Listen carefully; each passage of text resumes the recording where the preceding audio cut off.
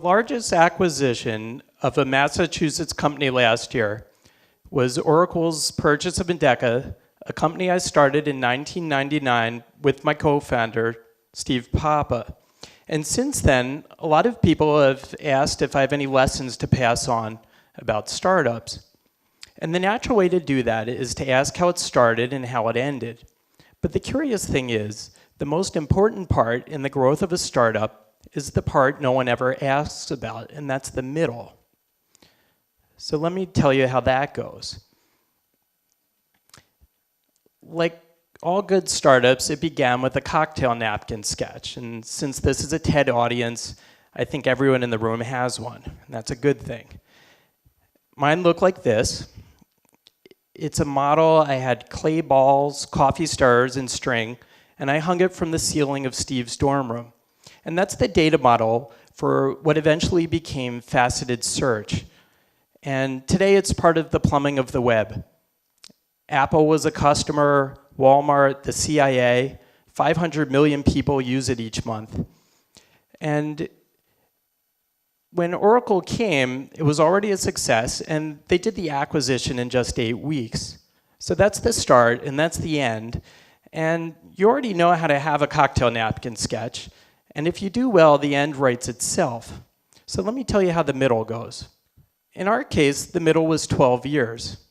And your intuition says it's probably kind of like school, where you start in first grade, you age 1 year at a time, and then you graduate 12 years later. But startups grow in a completely different way. There is a series of doublings. So we started with 2 people, just Steve and I. We went to 4, 8, 16, 32, 64, 128, 256, all the way up to about 500 people in 12 years. So that's 9 doublings. Now I broke it out for you into clean chunks, but when you're in the middle of it, it just feels like chaos. But one day I was at the Peabody Essex Museum. That's in Salem. They have a wonderful Asian art collection. And I saw these Chinese ancestor portraits. And these are ceremonial. You use it when you're worshiping your ancestors, and you don't want to miss anyone. So you put your grandparents really big at the top, and then your parents and your aunts and uncles below them. And it's this way to get a genealogy down, but also it incidentally shows the doubling of generations. But this isn't the one I saw. I saw this one. This thing is spectacular. It shows 10 generations. It's more than 10 feet tall, so it's taller than the screen here.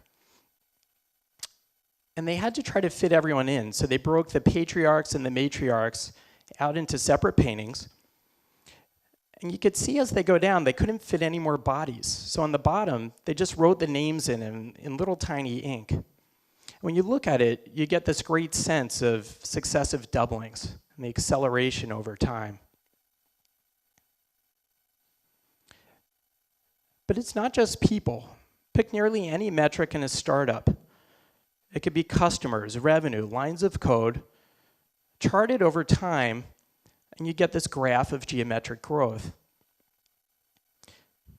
But why does that matter? Well, in the experience of everyday life, pretty much nothing grows like this. I tried to think of my own life, and I really could come up with very, very few examples. And what that means is you're totally unprepared for these high growth stages of a startup. You have no intuition about them, but they're the entire middle. So here's the one thing you need to know about doubling. Each time you do it, a major system breaks. Let me give you an example. This is an analogy to buildings. Let's say you have a hut, you double, and it breaks. So you come up with new designs and new materials. By just the 4th doubling, you've invented the skyscraper. So for all of human history until 1885, the 4th doubling was incredibly rare. That's because walls were load-bearing. And that meant that a brick wall had to be so thick to support a building this height that it would take up almost all the floor space. And then you get the Chicago Home Insurance Building, and you know the story. Now it's steel girders holding up the weight, and the brick is literally a facade. Well, that gets you to the next doubling in height, but other things start to break. It seems obvious in retrospect, but now you need a way to get all the people up and down the building, and not just the people, but their furniture and the things they manufacture. So you have to invent the safety elevator. Keep going, and you're at a new kind of engineering, financial engineering. So the Chrysler Building was financed in the roaring 20s, but it opens during the Great Depression. And after this, it was literally a generation after the Great Depression before people built this tall again. And double again. And now you're at civil engineering. So here's the Sears Tower in Chicago. It's called the Willis Tower now. And this thing has its own zip code. It's so large it has its own traffic systems and postal routes. And double again to the Burj Khalifa in Dubai. It's a half-mile tall.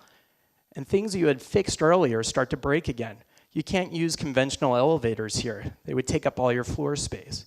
So they have their own complex routing systems. They had to invent double-decker elevators and fuzzy routing.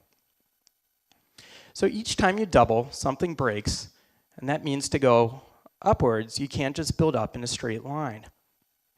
And it's the same when you go from 2 people up to 500 people. So here's one of the most basic challenges. How do you hire all those people? Well, we hit a wall at just our 3rd doubling, 8 people. It was 2,000, and everyone in Boston who wanted to be in a startup was already in one. So one day I heard that Nickelodeon was shutting down a spin-off in Alewife, and I got on the T, and I rode out there, and there were people packing up their boxes, and I got 3 people to come back and interview with us. And you know what? It never got easier. It just got harder, and there were no more people in Alewife. So by the time we finished, we were all the way in China. We had a division with 30 people in China, and we weren't outsourcing to save money. We were actually still hiring as many people as we could here, but we had to go all the way to China just to find more people. So what am I telling you is the answer? Is this about scalability, that buzzword, that you should anticipate growth and design elastic systems that grow with you, like pregnancy pads? Well, it's not that. I'm actually recommending the opposite. That each generation is its own startup. Endeca was 9 different startups. And instead, you should think like an engineer of buildings. Watch for things to break and design new systems that are the right size. You don't want your hut to have its own zip code. And as you go through it, it feels incredibly wasteful that you're designing a new skyscraper every 18 months, but that's the way you do it. So I want everyone to go home tonight, take out your cocktail napkin sketch, and print out this picture, the Chinese ancestor portrait, and staple them together. So now you know the beginning and the middle, and the end will take care of itself. Thank you.